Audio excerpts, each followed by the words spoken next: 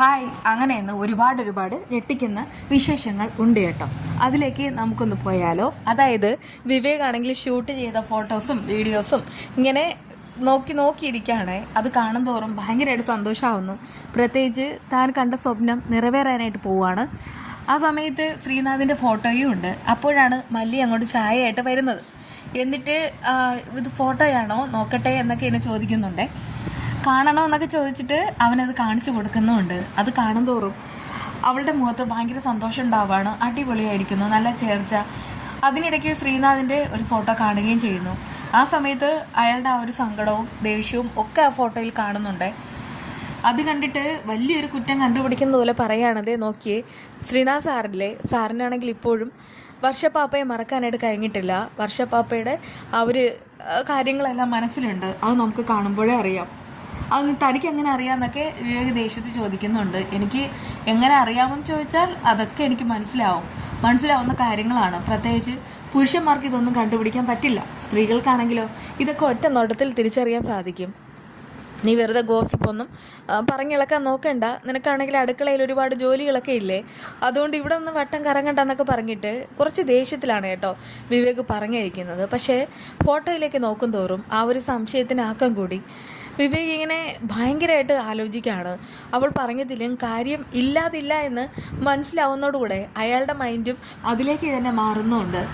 എന്നാൽ കിച്ചണിലായിരിക്കുന്ന അഞ്ജു പച്ചക്കറിയെല്ലാം കട്ട് ചെയ്യുന്നുണ്ടെങ്കിലും മനസ്സിൽ ഒരുപാട് കാര്യങ്ങളുണ്ട്. രാഹുലിൻ്റെ കാര്യം അങ്ങനെ. തൻ്റെ ജീവിതം ദുരന്തപൂർണമായത് ആരുടെ കുറ്റം കൊണ്ടാണ്, അതൊക്കെ ഓർത്തിട്ട് കരയുന്നുണ്ട്. സവാള അരിയുന്നുണ്ടെങ്കിലും അതിലേക്കൊന്നും നോക്കുന്നില്ല. യാന്ത്രികമായിട്ട് ഓരോന്നൊക്കെ ചെയ്യുന്നു. മനസ്സാണെങ്കിൽ ഇവിടെ ഇല്ല. ആ സമയത്താണ് നമ്മുടെ ശിവ അങ്ങോട്ട് വരുന്നത്. കുറേ നേരം വിളിച്ചിട്ടും അവൾ നോക്കുന്നതേ ഇല്ല. ദേഹത്ത് തൊട്ടിട്ട് ആ ഒരു സ്പർശനം കൊണ്ട് തന്നെ അവളുടെ ആ ഒരു ചിന്ത മാറ്റുകയാണ്. നിനക്ക് എന്ത് പറ്റിയെന്നൊക്കെ ചോദിക്കുന്നുണ്ട്. അല്ല, വർഷയുടെ എൻഗേജ്മെൻ്റ് അല്ലേ, എനിക്കാണെങ്കിൽ കൊടുക്കാൻ പോലും ഒന്നുമില്ല, ജോലിയില്ല. രാഹുലിന് കിട്ടിയ ജോലി അങ്ങനെയായി. ഇനി എന്ത് ചെയ്യുമെന്ന് എനിക്കൊന്നും അറിയില്ല. ഓ, അതാണോ കാര്യം? നീ കുറച്ച് ദിവസമായിട്ട് ഡിസ്റ്റർബ്ഡാണ്. രാഹുലിൻ്റെ കാര്യം ഓർത്തിട്ടാണ് നിൻ്റെ ടെൻഷൻ. ഈ സമയം കടന്നു പോകണം. ജീവിതത്തിൽ ആർക്കാണ് സങ്കടം ഇല്ലാതിരിക്കുന്നത്? എല്ലാവരുടെയും ജീവിതത്തിൽ മനുഷ്യന്മാർക്കെല്ലാം ഒരുപാട് സങ്കടവും പ്രയാസങ്ങളും ഒക്കെ ഉണ്ട്. ആ പ്രശ്നങ്ങൾ നോക്കിക്കൊണ്ടിരിക്കുമ്പോഴല്ല പിന്നെയോ ഓരോന്നായിട്ട് അത് സോൾവ് ചെയ്ത് അടുത്ത പടി കടക്കുമ്പോഴാണ് ജീവിതത്തിൽ കുറച്ച് അർത്ഥമൊക്കെ ഉണ്ടാവുന്നത്. ഇത് കേട്ടിട്ട് അവൾക്ക് കുറച്ച് മോട്ടിവേഷൻ കിട്ടുകയാണ്. ആ സമയത്ത് അവൾ പറയുന്നുണ്ട്, തൻ്റെ വാക്കുകൾ കേൾക്കുമ്പോൾ മനസ്സിലൊരു സമാധാനവും സന്തോഷമൊക്കെ ഉണ്ട്. ഇത് തന്നെ ഏറ്റവും വലിയ ആശ്വാസം. ആണല്ലോ അല്ലേ, സമാധാനമായല്ലോ. ഇനി തന്നെ മറ്റൊന്നും ചിന്തിക്കണ്ട കേട്ടോ, ഞങ്ങളെല്ലാവരും കൂടെ തന്നെ ഉണ്ടെന്ന് പറഞ്ഞിട്ടൊക്കെ ആശ്വസിപ്പിക്കുകയാണേ. രാത്രിയാണ് ഈ സമയം. അതേസമയം ശ്രീ തൻ്റെ റൂമിൽ തന്നെയാണ് ഉള്ളത്. ഡ്രസ്സൊക്കെ ഇങ്ങനെ എടുത്ത് നോക്കുകയാണേ. അപ്പോഴേക്കും അഭിരാമി ഇടിച്ചു കയറി വരുന്നുണ്ട്. എന്നിട്ട് ചോദിക്കുകയാണ്, ശ്രീയുടെ എന്തെടുക്കുക? നാളെ എൻഗേജ്മെൻറ്റിന് ശ്രീ ഏത് ഡ്രസ്സ് ധരിക്കും? അങ്ങനെയൊന്നുമില്ല, ഞാൻ ഏതെങ്കിലും ധരിക്കാം. എന്താ കാര്യം എന്നൊക്കെ ചോദിക്കുന്നുണ്ട്. കാര്യമുണ്ട്, ഞാൻ ഒരു വട്ടം കൊണ്ടുവന്നിട്ടുണ്ട്, അത് സ്വീകരിക്കുമോ? അവൾ എന്നിട്ട് ഒളിപ്പിച്ച് വെച്ച ഒരു സാധനം എടുത്ത് കാണിക്കുകയാണ്. ഒരു യെല്ലോ കളർ ജുബയും അതിന് വേണ്ടിയിട്ടുള്ള മുണ്ടും ഒക്കെ തന്നെയാണ്. ആ സമയത്ത് ശ്രീനാഥ് ചോദിക്കുന്നുണ്ട്, ഇതെന്തിനാ? എനിക്കിത് വേണ്ട. അയ്യോ, അങ്ങനെ പറയരുത്, ഇത് ഞാൻ ശ്രീക്ക് വേണ്ടി മേടിച്ചതാണ്, ശ്രീക്ക് വേണ്ടി മാത്രം. നാളെ ഇത് വേണം ശ്രീ അണിയാനായിട്ട്, പ്ലീസ്. എന്തെങ്കിലും ബുദ്ധിമുട്ടുണ്ടോ? അത് കേട്ടിട്ട് അയാളൊന്ന് ആലോചിക്കുന്നുണ്ട്. എന്നിട്ട് പറയുന്നുണ്ട്, ശരി, കുഴപ്പമില്ല, ഞാൻ അതിന് നാളെ ഇട്ടോളാം, താങ്ക് യു എന്നൊക്കെ പറഞ്ഞിട്ട് അവളോട് കിടന്ന് തുള്ളി ചാടുകയാണേ. എന്നിട്ട് അഭിരാമി റൂമിൽ നിന്ന് പോവുകയും ചെയ്യുന്നു. അയാളാണെങ്കിൽ അങ്ങനെ പകച്ചു നിൽക്കുകയാണ്. രാവിലെ ആവുന്ന സമയത്ത് എന്നാണല്ലോ എൻഗേജ്മെൻറ്റ്. കൂട്ടുകാരികൾ ഓരോന്നായിട്ട് ഒരുങ്ങുകയാണ്.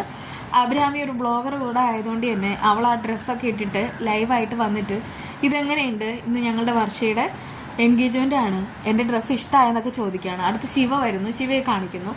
അഞ്ജു വരുന്നു, അഞ്ജുവിനെ കാണിക്കുന്നു. അവരുടെ ഡ്രസ്സും കാണിക്കുകയാണ്. അടുത്ത് ഞങ്ങളെല്ലാവരും കാത്തിരിക്കുന്നത് വർഷയാണെന്ന് പറയുകയാണേ. വർഷ വരുന്നത് കൺമണി ഡിസൈൻ ചെയ്ത ഡ്രസ്സ് ഇട്ടിട്ടാണ്. ആ ഒരു ഡിസൈനിൽ, ആ ഒരു ഡ്രസ്സിൽ അവൾ അതിസുന്ദരിയായിട്ട് മാറിയിട്ടുമുണ്ട്. അപ്പോഴേക്കും വർഷയുടെ ആ ഒരു സന്തോഷം കാണേണ്ടത് തന്നെയാണ്. അങ്ങനെ വർഷ ഒരു രാജകുമാരിയെ പോലെയാണെന്നൊക്കെ അവരിങ്ങനെ വാദിക്കുന്നുണ്ട് കേട്ടോ. അപ്പോഴേക്കും ശ്രീയും വരികയാണ്. അങ്ങനെ അവരെല്ലാവരും ഇറങ്ങാനായിട്ട് പോകുന്നത്. അവിടെ വസുന്ധര അവിടെ പോയിട്ട് അവരുടെ ഭർത്താവുണ്ടല്ലോ ധനം, അവരോട് ചോദിക്കുന്നുണ്ട്, ഇതെന്താ ഈ ഡ്രസ്സാണോ ഇടുന്നത്, കുറച്ചുകൂടെ നന്നായിട്ട് പോകണം, പ്രത്യേകിച്ച് നമ്മുടെ മോൻ്റെ എൻഗേജ്മെൻറ്റാ, നമ്മളെ എല്ലാവരും ശ്രദ്ധിക്കുന്ന ദിവസമാണെന്നൊക്കെ പറയാണ് കേട്ടോ. പക്ഷേ അയാൾ പറയുന്നുണ്ട്, അതിന് നമ്മുടേതല്ലല്ലോ, അവൻ്റേതല്ലേ, നീ ഇനി മറ്റൊരു വിവാഹം കഴിപ്പിക്കാൻ തയ്യാറാണോ എന്നൊക്കെ. ആ സമയത്ത് വസുന്ധര പറയുന്നുണ്ട്, ധനത്തിന് റെഡിയാണെങ്കിൽ എനിക്ക് പ്രശ്നമൊന്നുമില്ല, അയ്യോ വേണ്ടായേ, ഒന്ന് കെട്ടിയതിൻ്റെ ക്ഷീണം മാറിയിട്ടില്ല എന്നൊക്കെ പറഞ്ഞിട്ട് അവർ ആ തമാശയിൽ അങ്ങോട്ട് ലയിക്കുകയാണ് കേട്ടോ. പിന്നീടാണെങ്കിൽ എല്ലാവരും കൂടെ മുറ്റത്തേക്ക് ഇറങ്ങുകയാണ്, അതായത് വർഷയും കൂട്ടരും പിന്നെ ശ്രീനാഥ്. അപ്പോഴേക്കും ഓട്ടോയിൽ നിന്ന് ശ്രീയുടെ അച്ഛനും അമ്മയും വരികയാണ്. അവരെ അവിടെ ഒട്ടും പ്രതീക്ഷിച്ചതുമല്ല, അതുകൊണ്ട് തന്നെ അത് വലിയ ഷോക്കാവാണ്. എന്നാലും ഈ പെണ്ണിനെ കിട്ടിയപ്പോൾ നീ ഞങ്ങളെ മറന്നല്ലോ, നിന്റെ വിവാഹമായിട്ടും നീ ഞങ്ങളോട് എന്താ പറയാത്തതെന്നൊക്കെ അച്ഛനും അമ്മയും വന്നിട്ട് ചോദിക്കുകയാണ്. അവരാണെങ്കിൽ തെറ്റിദ്ധരിച്ച് നിൽക്കുക. കാരണം സ്ത്രീ ആണെങ്കിൽ വർഷ ഇട്ടിരിക്കുന്ന അതേ ഡ്രസ്സാണ് ഇട്ടിരിക്കുന്നത്, അതേ കളർ ഡ്രസ്സാണ് ഇട്ടിരിക്കുന്നത്, അതായത് യെല്ലോ.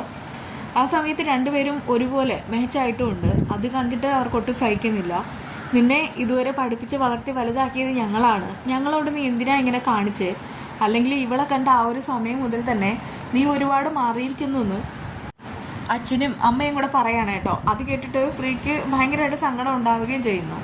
പക്ഷെ എന്തു ചെയ്യാൻ, അയാൾ ഇങ്ങനെ കുറേ നേരം നോക്കി നിൽക്കുകയാണ്. ഒടുവിൽ വർഷയെക്കുറിച്ച് അവർ മോശമായിട്ട് പറയുമ്പോൾ, ഇനി ഒരു അക്ഷരം മിണ്ടി പോകരുത്, കാര്യം അറിയാതെയാണ് നിങ്ങൾ സംസാരിക്കുന്നതെന്നൊക്കെ ശ്രീനാഥ് പറയുന്നു. ഇനി ഇതിൽ കൂടുതൽ എന്താ വേണ്ടത്, ഇനിയിപ്പോൾ നീ ഞങ്ങളെ പോലീസിനെ കൂടെ അറസ്റ്റ് ചെയ്യിപ്പിക്കുമോ, ഇവള് പറഞ്ഞാൽ നീ ഇതും ചെയ്യും, ഇതിനപ്പുറം ചെയ്യുന്നൊക്കെ അവരെങ്ങനെ അറിയിക്കുന്നുണ്ട്. അതേസമയം ശ്രീനാഥ് വളരെ ഡള്ളായിട്ട് നിൽക്കുകയാണ്. വർഷ ശ്രീനാഥിനോട് പറയുന്നുണ്ട്, ശ്രീയേട്ട അച്ഛനമ്മ അകത്തേക്ക് ക്ഷണിക്കാൻ. അത് കേട്ട് അവർ പറയുന്നുണ്ട്, ഓ കെട്ടിലമ്മ പറഞ്ഞാൽ ഇവൻ എന്തും അനുസരിക്കും, പക്ഷെ ഞങ്ങൾക്ക് നീ പറഞ്ഞിട്ട് അകത്ത് കയറണ്ടെന്നൊക്കെ പറയുമ്പോൾ വർഷ നന്നായിട്ട് കരയാണ് കേട്ടോ.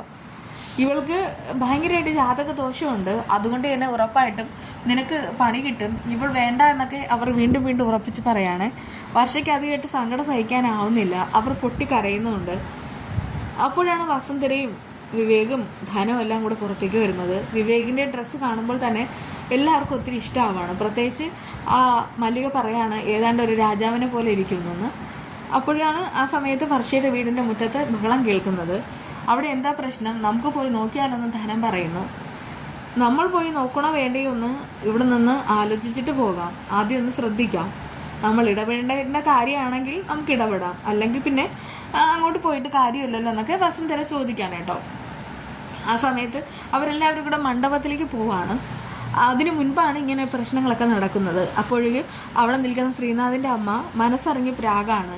ഡി നീ ഒരു കാലത്തും ഗുണം പിടിക്കില്ലടി, എൻ്റെ മകനെ ഞങ്ങളിൽ നിന്ന് തട്ടിയെടുത്ത നീ നശിച്ചു പോകൂടി, നീ ഒരു കാലത്തും രക്ഷപ്പെട്ടില്ലടി എന്നൊക്കെ ഇങ്ങനെ പറയാണ്. ആ സമയത്ത് വിവേകൊക്കെ ശ്രദ്ധിക്കുന്നുണ്ട് കേട്ടോ.